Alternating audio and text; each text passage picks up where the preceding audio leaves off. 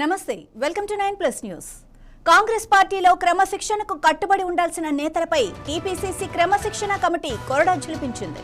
ఒకరిని సస్పెండ్ చేయడంతో పాటు మరో 2 నేతలకు వివరణ ఇవ్వాలంటూ ఆదేశాలు జారీ చేయడం ఇప్పుడు తెలంగాణ కాంగ్రెస్ లో హాట్ టాపిక్ గా మారింది.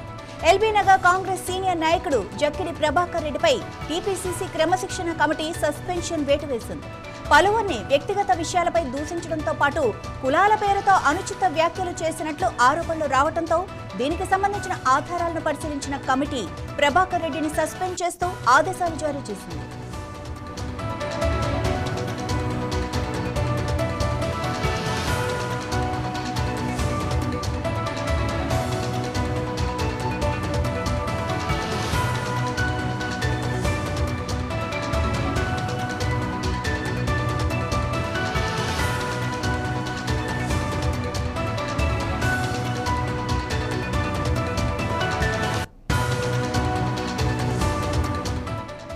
ఇక దేవాదాయ అటవీ శాఖల మంత్రి కొండా సురేఖకు కూడా టీపీసీసీ క్రమశిక్షణ కమిటీ నోటీసులు జారీ చేసింది.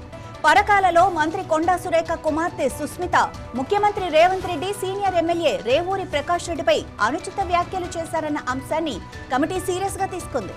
ఈ వ్యవహారంపై 3 రోజుల్లోగా వివరణ ఇవ్వాలని మంత్రి కొండా సురేఖను ఆదేశించింది.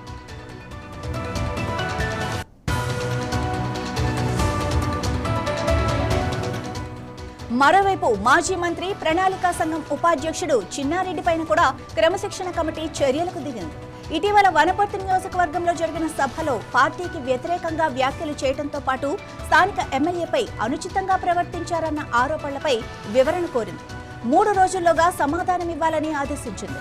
ఒకవైపు సీనియర్ నేతపై సస్పెన్షన్, మరోవైపు మంత్రి కొండా సురేఖకు మాజీ మంత్రి చిన్నారెడ్డికి వివరణ కోరుతూ నోటీసులు.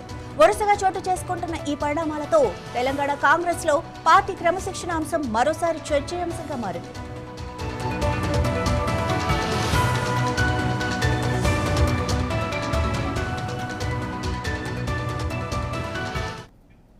ఇక దీనిపై మరింత సమాచారం మా బ్యూరో చీఫ్ రాజ్ కుమార్ అందిస్తారు. రాజ్ కుమార్, పార్టీ ఈ విధంగా క్రమశిక్షణ చర్యలకు ఉపక్రమించడానికి కారణం ఏంటి? మాధవి, మనం చూస్తా ఉన్నాం వరుసగా కాంగ్రెస్ పార్టీలో ఎప్పటి నుంచో ఉన్న ఈ అంతర్గత కుమ్ములాటలు ఇప్పుడు బయటపడతా ఉన్నాయి. మొదటి నుంచి కాంగ్రెస్ పార్టీలో మనం చూస్తే ఒక నియోజకవర్గంలో 2, 3, 4 లీడర్లు ఉంటారు. ఎవరో ఒకరు ఎమ్మెల్యే అవుతారు, లేదా ఎవరో ఒకరు మంత్రి అవుతారు. సో కొంతమందికి పదవులు వస్తాయి, కొంతమందికి రావు. ఈ నేపథ్యంలో ఒకరికొకరు పడక అప్పటి వరకు ఇంటర్నల్ గా నియోజకవర్గంలో లేదంటే 4 గోడల మధ్యలో ఉండే ఈ గొడవలు ఇప్పుడు కాస్త కొంచెం బయటకు వచ్చేస్తున్నాయి. అవి గొడవలుగా మారడమే కాదు, మీడియా ముందుకు ఎక్కుతున్నారు, డైరెక్ట్ గా అందరి ముందు మాట్లాడే పరిస్థితి మనం చూస్తున్నాం. వరుసగా వారంలో ఏదో 1-2 ఇష్యూలు జరుగుతూనే ఉన్నాయి. క్రమశిక్షణ కమిటీ ఏదైతే ఉందో మల్లురావు ఆధ్వర్యంలో వీళ్ళు నోటీసులు ఇస్తున్నారు, ఒక మీటింగ్ పెట్టుకుంటున్నారు, దానికి వివరణ ఇవ్వడము, ఎక్స్ప్లెనేషన్ ఇవ్వడము, ఆ తర్వాత తూతు మంత్రంగా వెళ్ళిపోవడం. అంటే ఎవరికి కూడా పార్టీ అంటే ఒక గౌరవం కానీ భయం లేదు. కాంగ్రెస్ పార్టీ అంటే భయం కానీ కనబడట్లేదు. ఒకవైపు రాష్ట్రంలో అధికారం ఉంది, మరొక వైపు దేశవ్యాప్తంగా ఉన్న చాలా రాష్ట్రాల్లో అధికారాన్ని కోల్పోయింది. ఇప్పుడు రాష్ట్రంలో అధికారం వచ్చి 3 సంవత్సరాలు దగ్గర పడతా ఉంది. సో ఇలాంటి సందర్భంలో ముందుకెళ్లాల్సిన కాంగ్రెస్ పార్టీ కాస్త లీడర్లు, జూనియర్లే కాదు కార్యకర్తలు, అంటే ప్రతి పార్టీలో కార్యకర్తలు అసంతృప్తితో ఉంటారు. కానీ ఇక్కడ ఒక మంత్రి స్థాయిలో ఉన్న వాళ్ళు 20 ఏళ్ళు, 30 ఏళ్ళు, 40 ఏళ్ళు కాంగ్రెస్ అంటిపెట్టుకున్న వాళ్ళు ఇవాళ నోరు జారుతున్న పరిస్థితి మనం చూస్తున్నాం. ఇటీవల మనం చూసాం, ఒకవైపు పోచారం కూడా పార్టీ మారిన పోచారము ఫిరాయింపు ఎమ్మెల్యే కూడా నోరు జారాడు. సో ఆయన విషయం పక్కన పెడితే ఇప్పుడు లేటెస్ట్ గా మనకు నిన్న డెవలప్మెంట్స్ వచ్చేసరికి 5 డెవలప్మెంట్స్ అయ్యాయి నిన్న ఒక్కరోజే. ఒకటేమో జక్కిడి ప్రభాకర్ రెడ్డి, అతన్ని సస్పెండ్ చేశారు. ఇటీవల కులదూషణ అంశము చాలా హాట్ గా జరిగింది. ఒక విధంగా చెప్పాలంటే అది రాష్ట్ర కాంగ్రెస్ పార్టీలోనే కాస్త ఇబ్బందిగా మారింది. స్వయంగా అది ఇండైరెక్ట్ లో సీఎం రేవంత్ రెడ్డికే ఆపాదించినట్టు కనబడింది. అంటే ఆయన నియమించిన కొన్ని పోస్టులపై ఈయన కులదూషణ చేసినట్టుగా స్పష్టంగా పిసిసికి అర్థమైంది. షోకాజ్ నోటీసులు ఇచ్చారు, కానీ నిన్న సస్పెండ్ చేశారు.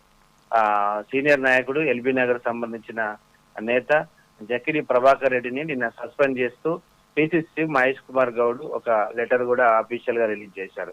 ఇక అది సస్పెండ్. సో ఇక సస్పెండ్ తో పాటు నిన్న ముగ్గురికి కూడా షోకాజ్ నోటీస్, ముగ్గురు కాదు ఇంకొక నలుగురు, ఈ నలుగురికి షోకాజ్ నోటీస్ పడింది. దాంట్లో ప్రధానంగా కొండ సురేఖకు సంబంధించింది.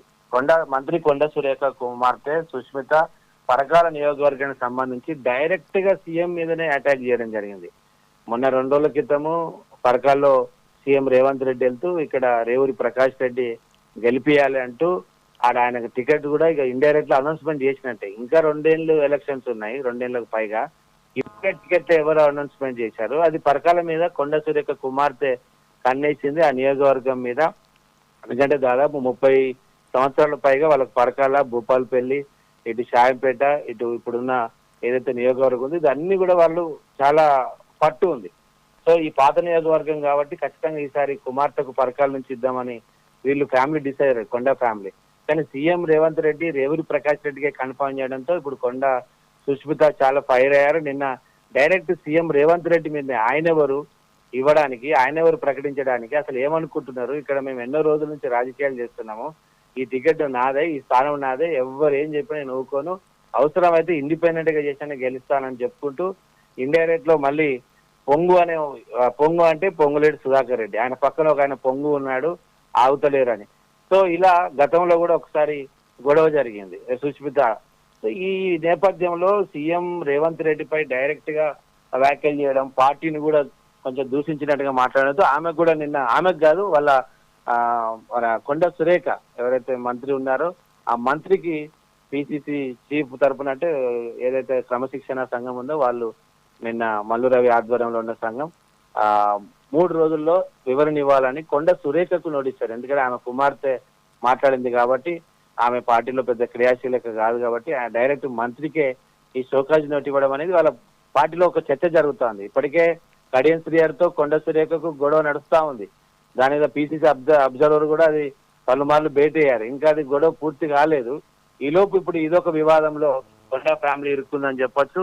3 రోజుల్లోగా వివరణ ఇవ్వాలని షోకాజ్ నోటీస్ ఇచ్చారు. ఇక తర్వాత సీనియర్ నేత, పార్టీలోనే అత్యంత సీనియర్ చిన్నారెడ్డి, ఈయన మాజీ మంత్రిగా చాలా రోజులు పనిచేశాడు. ఇప్పుడు ప్రణాళిక సంఘం ఉపాధ్యక్షుడిగా ఉన్నాడు. ప్రజాభవన్ లో మొత్తం సమస్యలన్నీ ఈయన చూసుకుంటాడు, దానికి అంత ఇన్ఛార్జిగా ఉన్నాడు.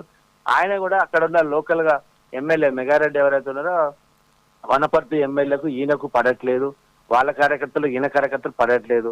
ఆయన ఎమ్మెల్యేగా ఉన్నాడు, ప్రియారిటీ ఇవ్వట్లేదు. ఆయన కూడా డైరెక్ట్ గా మెగారెడ్డి మీద, పార్టీ మీద డబ్బులు ఇచ్చి టికెట్ తెచ్చుకున్నాడు, నాకు టికెట్ ఇవ్వలేదని డైరెక్ట్ గా ఆయన కూడా విమర్శలతో ఇప్పుడు చిన్నారెడ్డికి కూడా షోకాజ్ నోటీస్ ఇవ్వడం, ఆయన కూడా 3 రోజులలో రిప్లై ఇవ్వాలని ఆ యొక్క నోటీసులు ఇవ్వడం. ఇది కాక ఆదిలాబాద్ సంబంధించి మొన్న 3 రోజుల క్రితం ఒక మీటింగ్ జరిగింది.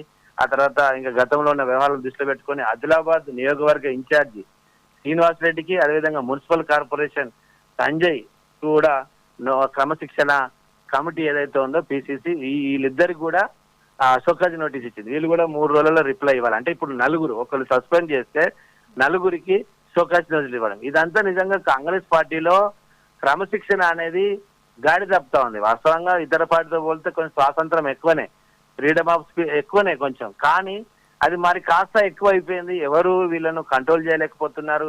ఏమనంటే ముఖ్యమంత్రి డైరెక్ట్ రేవంత్ రెడ్డి, ఈ మధ్యలో ఇంకొక వర్డ్ వచ్చింది, పచ్చ నాయకులు, అంటే పచ్చి నాయకులు, పచ్చ నాయకులు. పచ్చి అంటే కాంగ్రెస్ పాత నాయకులు, పచ్చ అంటే టీడీపీ నుంచి వచ్చిన వాళ్ళు. ఇప్పుడు కాంగ్రెస్ పార్టీలో ఏమవుతుందంటే టీడీపీ వర్సెస్ కాంగ్రెస్, అంటే టీడీపీ నుంచి వచ్చిన Revanth Reddy and batch and పాతగా కాంగ్రెస్ పార్టీ ఎప్పటి నుంచో అంటి పెట్టుకున్న వాళ్ళు, ఈ 2 వర్గాలుగా ఇవాళ కాంగ్రెస్ పార్టీ చీలిపోయిందా అనే అనుమానాలు కూడా వ్యక్తం అవుతున్నాయి. పొలిటికల్ విశ్లేషకులతో పాటు కాంగ్రెస్ గాంధీ భవన్ వర్గాలు కూడా, కొంతమంది పార్టీని నమ్ముకున్న వాళ్ళు కూడా ఇదే చెప్తున్నారు. టీడీపీ నుంచి వచ్చిన వాళ్ళు పాత కాంగ్రెస్ నేతలపై అజమాయిషి పెత్తనం చెలాయిస్తున్నారు.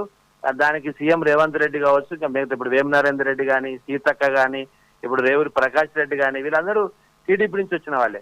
సో వీళ్ళు అవా కొనసాగుతున్నారు. ఈ 2 వర్గాలుగా ఇప్పుడు పిసిసి విడిపోయినట్టుగా, చీలినట్టుగా వెళ్తుంది.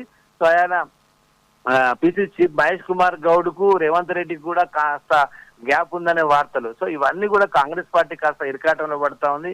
ఏఐసిసి కూడా దీని మీద దృష్టి పెడతా ఉంది. ఎన్నిసార్లు మీనాక్షి నటరాజన్ హెచ్చరించినా కూడా వీళ్ళు మాత్రం హద్దు మీరుతున్నారు, లైన్ దాటుతున్నారు. మరి ఇప్పుడు ఈ క్రమశిక్షణ సంఘం నోటీసులు ఇచ్చింది, దీని మీద కొండ సురేఖ ఎలా రిప్లై ఇస్తారు? ఆమె పార్టీ వీడుతుందని ఒక టాక్ వస్తుంది. మరి పార్టీ వీడితే ఆల్రెడీ బీఆర్ఎస్ నుంచి ఇటు వచ్చింది. మరి మళ్ళీ బీఆర్ఎస్కి వెళ్తుందా లేకపోతే బీజేపీకి వెళ్తా? బీజేపీ వాళ్ళు కూడా కొంత లైన్ చేస్తున్నట్టుగా తెలుస్తా ఉంది. ఎవరైతే అసంతృప్తులు ఉన్నారో కాంగ్రెస్ నుంచి లాగడానికి బీజేపీ కూడా ప్లాన్ చేస్తా ఉంది. ఒక మాజీ మంత్రి వస్తే చాలా పార్టీ స్ట్రెంథన్ అవుతుంది వరంగల్ జిల్లా అని వాళ్ళు ప్లాన్ చేస్తున్నారు. మొత్తం మీద మరి ఇండిపెండెంట్ గా పోటీ చేస్తారా లేకపోతే పార్టీ మారుతుందా, పార్టీలో ఉంటుందా? ఇప్పుడు ఈ చిన్నారెడ్డి పరిస్థితి కూడా మళ్ళీ మరో జీవన్ రెడ్డి అయితే అన్నాడు. మరో జీవన్ రెడ్డి అంటే ఆయన మళ్ళీ బీఆర్ఎస్కి వెళ్తాడా, రాజకీయాలు వదులుకుంటాడా? ఇదంతా కాంగ్రెస్ పార్టీకి ఇప్పుడు లోకల్ గా జిహెచ్ఎంసీ ఎలక్షన్స్ ఉన్నాయి, మళ్ళీ జనరల్ ఎలక్షన్స్ ఉన్నాయి. అంటే ఒక పథకాలు తర్వాత ప్రజలు ఎలక్షన్స్ వీటి మీద పోయి ఈ గొడవలతోనే సరిపోతుంది. గాంధీ భవన్ లో ప్రతిరోజు ఏదో ఒక ఈ షోకాజ్ నోటీసులు, ఎక్స్ప్లెనేషన్, ఆల్రెడీ పాలకుర్తి గొడవ నడుస్తా ఉంది. ఇదంతా మాది మనం చూసినట్లయితే కాంగ్రెస్ పార్టీ కాస్త హెడ్ఏక్ గా తయారైంది. Right, thank you Raj Kumar.